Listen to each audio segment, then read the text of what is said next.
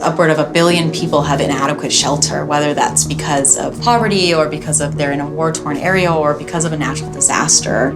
So the need for housing that's affordable and accessible and easy to build is continuing to increase. The mission of CalEarth is to find solutions for people in the world to be able to build homes for themselves. It's about using very minimal materials, things that are locally available, accessible, affordable, and sustainable, but also empowering the individual to know that they can have the tools to build a home on their own.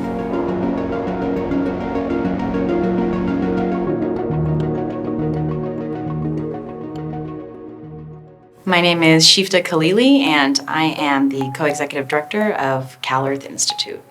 My father was an architect and a humanitarian, and he was trained in high-rise construction. He knew how to build with an unlimited budget. He knew how to build for people who had, money and steel and lumber and whatever you needed. He said, but what about everybody else? People that don't have that access. What can we do for them? SuperAdobe is a building technology invented by my father, Nader Khalili, which is a sandbag and barbed wire building system that allows you to use almost any kind of soil. We've had tens of thousands of students come through here. It's really a grassroots movement that's grown around the world, and we have seen SuperAdobe built in the Philippines, Costa Rica, Haiti, Senegal, Morocco, Spain, Italy, Hawaii. It's been really exciting to see the way people have taken the technology and adapted it to the local environment.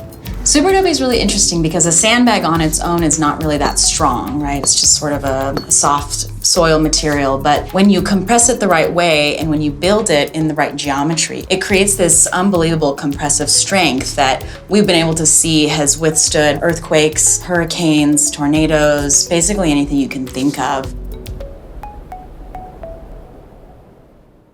My father founded CalEarth in 1991, and he passed away in 2008. And at that time, my brother Daston and I took over the institute. The key to this work is based on the principle of the arch. If you take the arch and you twist it on its axis, it becomes a dome. The arch uses the geometry of the circle and the principle of gravity. And what that does is that when force is placed upon it, it takes that energy and it goes into the earth. That's why you have your lava tubes, your caves and mountains are all in this form. And they're able to hold millions of tons of weight. All I used were bricks and this gravel, okay? And a little bit of earth. There's no adhesive there. But because I was using the principle of the arch, it remained standing. CalEarth is located a very short distance from the San Andreas Fault, so we're actually in one of the highest earthquake zones in the world. Part of the work that we do at CalEarth is research and development for homes, but it's also about figuring out techniques that can be done in a disaster relief type of situation. What happened in Nepal was actually a really important moment because we were able to see how SuperAdobe could withstand the 7.2, 7.3 earthquakes that happened. And there was a 40-dome orphanage that was built in 2006. All those domes, there was 90 children and caretakers living in this orphanage, and the entire thing withstood both earthquakes completely unscathed. Now, my father originally developed this work with NASA because he was interested in building on the moon and Mars. He realized that the key to building in other worlds is to use the materials that are already there. That's what makes it sustainable. He realized building on other planets, the solution is also here for building on this planet. The bottom line is there's not enough trees, there's not enough concrete, there's not enough cement. Over 7 billion people in the world today. We have to use the materials that are available to us that are sustainable, and that is the earth. This set of buildings is called the Emergency Shelter Village. This was designed in 2001 after a visit from some United Nations officials. And my father wanted to come up with emergency shelter design that could be built in very, very simple ways under very harsh conditions. So these structures are really semi-permanent, that even though we talk about disaster relief and this temporary shelter, often it becomes something that lasts longer than anyone originally anticipates. One of the great concepts about this is it's built using all one long wall so that all the buildings can be connected to each other. Some of them can be used as sleeping pods, you can use one as a kitchen or storage, but they're all simple enough to be built in basically one day each with a small team of maybe 5 or 6 people, unskilled, and just one person as an instructor to teach everyone how to build.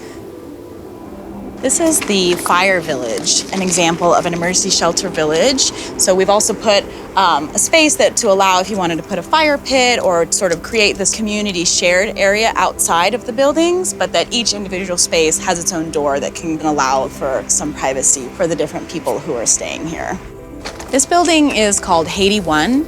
It was a prototype that we developed in 2010 after the earthquake in Haiti. In that setting, they really wanted to be able to have a door that closed and locked, and that there shouldn't be any openings large enough for someone to crawl through to avoid any issues of theft and safety for children. So inside this structure, you'll see some really interesting innovations that we put together. This is an emergency shelter, but it's got a few different elements in it. There is a rocket stove inside, which is a high efficiency heating system. You can sit on the bench and the bench warms up, and it actually has a surface that gets hot enough that you can use it for cooking. Inside this structure, you'll also see a lot of ventilation holes that we just use PVC piping to leave these openings that are large enough to let air and light in, but not large enough for someone to crawl into or, to have any safety issues. This building is called the Eco-Dome. This is a 400 square foot house that has all the amenities for modern living, but uses the same exact principles as some of our small emergency shelter designs. So it's still sandbags, barbed wire, and the earth beneath our feet with just a couple of modern upgrades. The Eco-Dome has 3 apses, which are essentially rooms, and it's a 3/4 dome that's attached to the outside of the main dome. And what it does is it allows the spaces to all flow together. This one over here is a bathroom. It's got full plumbing and a shower. And then what we've done is we've actually built in a countertop just to save space that allows an eating surface as well as a table for the main space. And over here we have a small kitchen that's got a refrigerator and a sink. We have a rocket stove, which is a high efficiency heating system. So the great thing about these buildings is it allows for modern technology. You can put air conditioning and heating, you can do all of that. But you can also put passive cooling systems and radiant heat and solar and all of the different amenities for more sustainable design.